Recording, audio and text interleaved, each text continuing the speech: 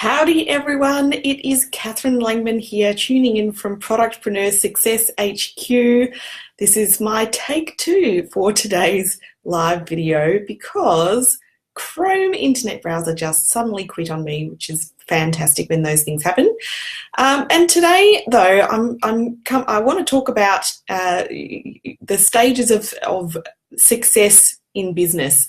And I was inspired to talk about this today because of a client who just informed me that they are on track to be turning over $1 million in revenue for over the next year. So that'll be the first time they hit the 1 million, which is super exciting. They've been in business for a few years now, and so it really caused me to reflect upon the fact that there is no one strategy that guarantees your success in business, especially with a product-based business. And there really are several layers to achieving that success. And so I was sort of thinking, well, having success in business is a little bit like a birthday cake. We have many different layers to achieving that success in business. It takes a while to build a business, certainly one that is successful and is going to stick around for a while. But the end result of our toil and our elbow grease and our hard work is pretty awesome. It's definitely worthwhile, in my opinion. And if I continue with the birthday cake analogy, the icing on the top tastes pretty delicious, right? So what are some of those key layers or the critical layers to a successful business that you can just bear in mind with your own business and understand, I guess, what stages you need to walk through or move through to get to that stage of having the icing on the cake at the other end. So really the first thing, and I think this in a product-based business it shouldn't be overlooked, but it sometimes is to have the right product. So we really want to make sure that we are making or sourcing products that customers really, really want. There needs to be demand for our product, and it needs to be a good quality product that really does meet that demand and meet the needs of the customers. And I thought I would highlight this in the first place because I do see plenty of instances where people are trying to reverse engineer demand for a product. It's not enough to say to yourself, I really enjoyed using this. I made this for myself at a time that I needed something and I really loved it, and so other people will love it too. That's not enough. There needs to be a big enough demand in the marketplace for your product before you can ever hope to have success in business. It is a lot harder to try and generate that demand if it's not already existing there. One way to tell whether there is demand for your product is, are there already other people selling something similar in the market successfully? So, being the first to market with a brand new invention is really, really hard work.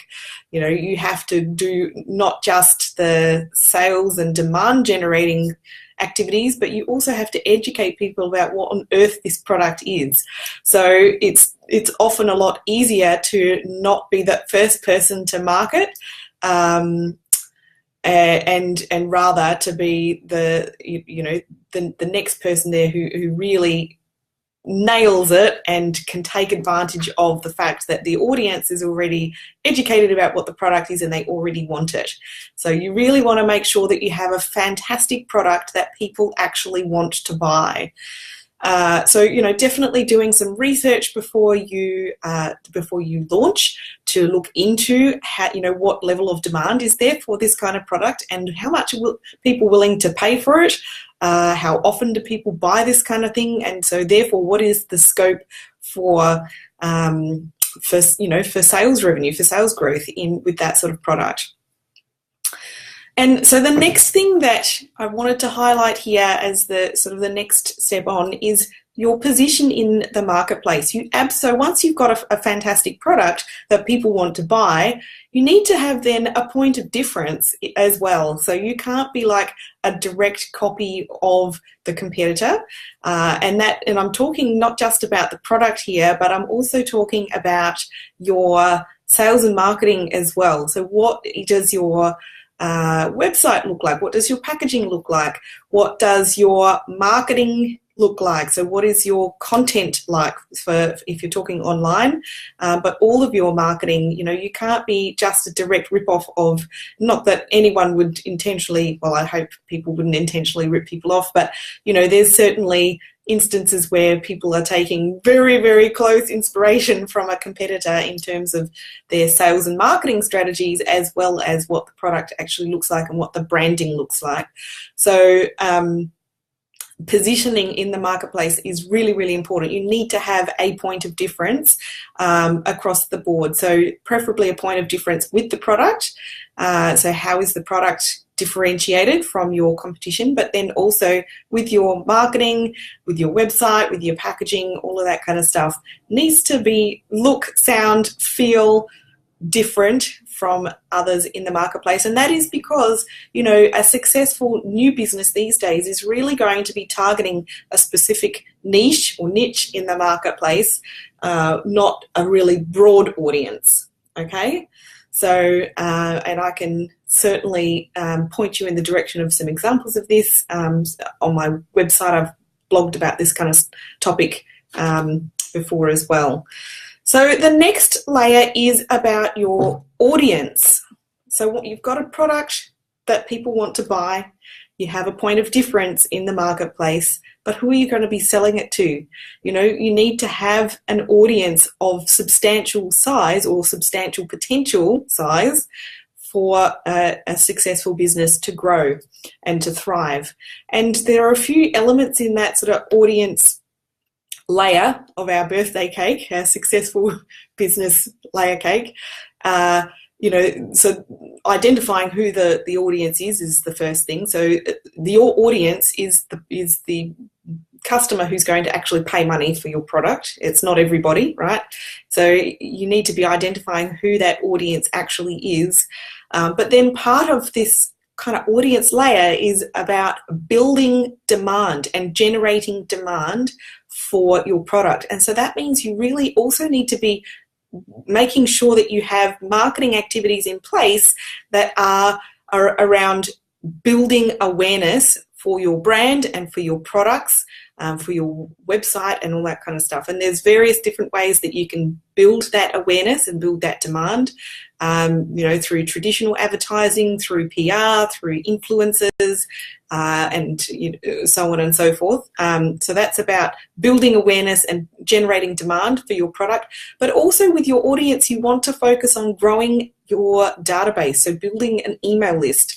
So regardless of whether you retail on your website or whether you are selling wholesale, you need to be growing a list, a database of potential and existing customers.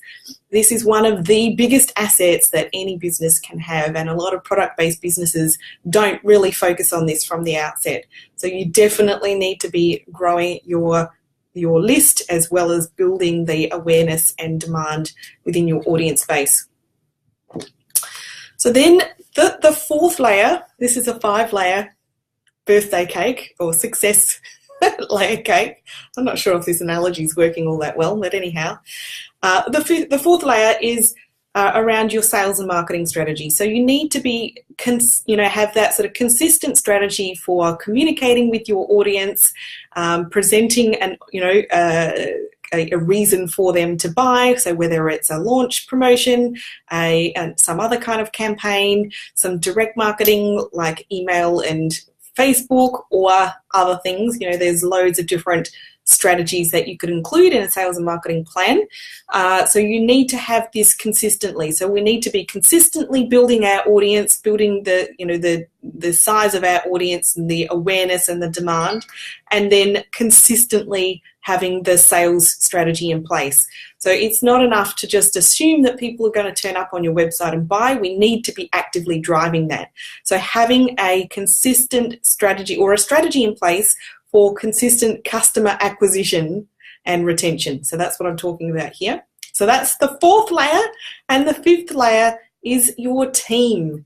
So And I'm not saying this is an exhaustive recipe for a successful business, but these are certainly some really key points that you need to be hitting and kind of, in that order.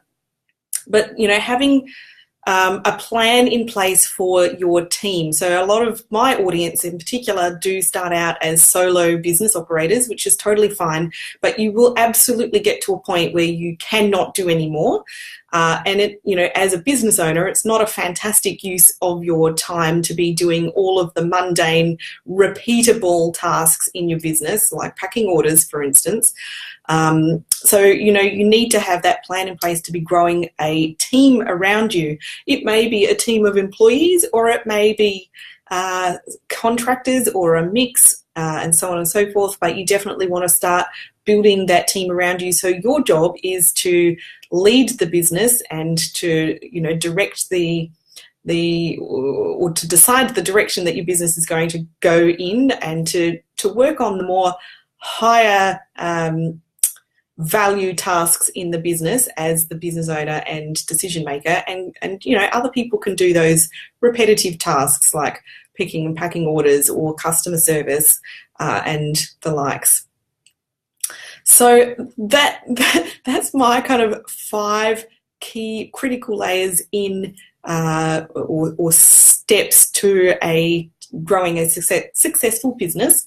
As I said, it's not an exhaustive list, but they are some really key points that I really wanted to touch on, and especially seeing that, some of them are kind of a little bit overlooked by a number of product business owners. So let me know, leave a comment below, let me know what you think. Let me know if there are some other key areas that you'd like to mention as well, or if you've gained a little idea there that you'd like to implement in your own business.